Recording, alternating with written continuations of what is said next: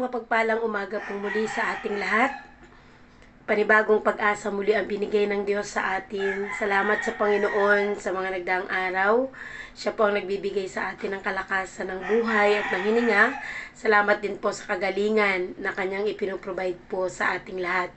Ngayon po muli ay patuloy po tayong magpapasalamat sa Diyos sa kanyang mga ginawa sa ating mga buhay sa magitan po ng pagkilala kung sino ang ating Diyos sa magitan ng kanyang mga salita ay patuloy natin na pagbubulay-bulayan ngayong umaga. Ating pong basahin aklat ng 2 Korinto chapter 9 verse 10 to 11 na nagsasabing ang Diyos ang nagbibigay ng binhi sa magtatanim ng tinapay para sa pagkain ay magbibigay din at magpaparami ng iyong binhi at magpapalugo ng mga bunga ng inyong katwiran upang kayo'y magsiyaman sa lahat ng bagay na magbibigay ng kasiyahan sa mga nangangailangan.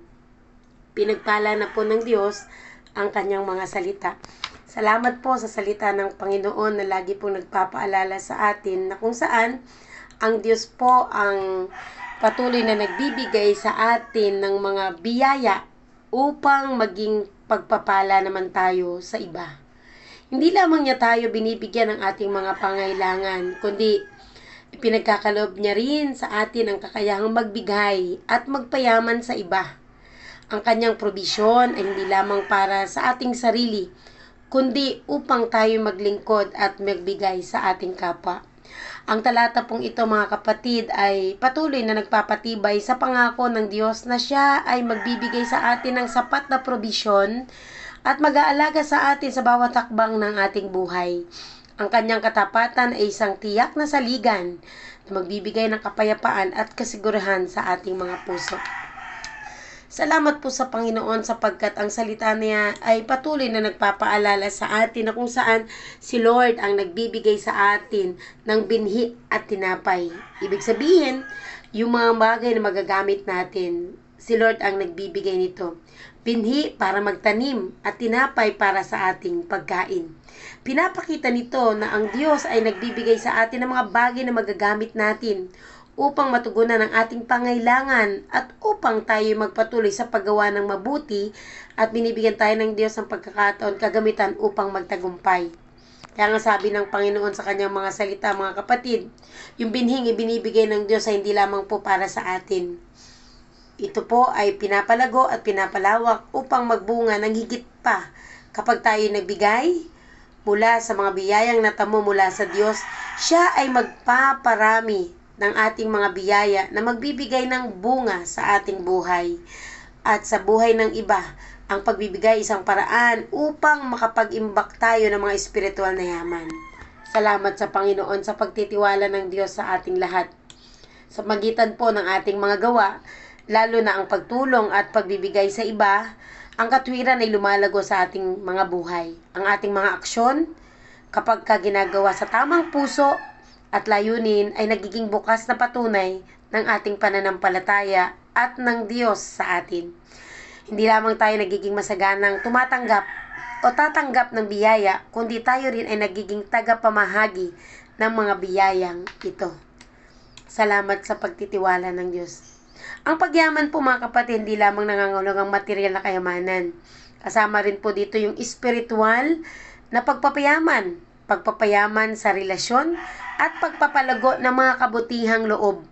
Ang Diyos ay nagpapayaman sa atin upang tayo maging bukas palad at maglingkod sa iba. Kaya nga po ang talatang ito mga kapatid ay tumutukoy sa layunin ng ating mga biyaya. Hindi lamang ito para sa iyong sarili, kundi upang matugon ang pangangailangan ng iba. Ang pagbibigay ay isang aktibidad ng pagmamahal at pagkalinga sa ating mga kapwa. Kapag tayo nagiging daluyan ng mga biyayang ito, tayo po ay nagbibigay kasiyahan at tulong sa mga nangangailangan. Kaya ang 2 Korinto chapter 9 verse 10 to 11 ay nagpapakita ng isang mahalagang aral tungkol sa biyaya, pagbibigay at pagpapalago. Ang Diyos ay tapat na nagbibigay at nagpaparami ng ating mga biyaya upang tayo ay maging daluyan ng kanyang mga pagpapala at makapagbigay sa iba. Sa pamagitan ng ating bukas, palad, hindi lamang tayo tinutulungan ng Diyos, kundi tayo rin ay nagiging bahagi ng kanyang plano para sa kaligtasan at kabutihan ng iba.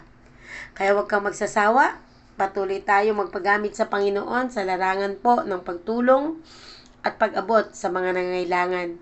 Ang Diyos po ang magpala sa ating lahat sapagkat alam po natin na kapag si Lord ang nagpala, siya yung Diyos na magbibigay sa atin ng lahat ng ating mga pangangailangan. Kailanman ang Lord ay hindi nagkulang. Siya yung Diyos na nagbibigay ng lahat ng ating pangangailangan.